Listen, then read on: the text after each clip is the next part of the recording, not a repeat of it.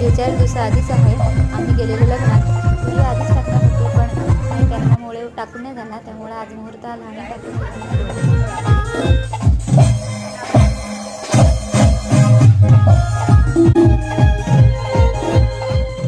नवरा नवरीचं लग्न लागलं, त्यानंतर त्यांचं फोटोशूट चालू झालं आणि आम्हाला लागली भूक. आम्ही आलो जेवायला.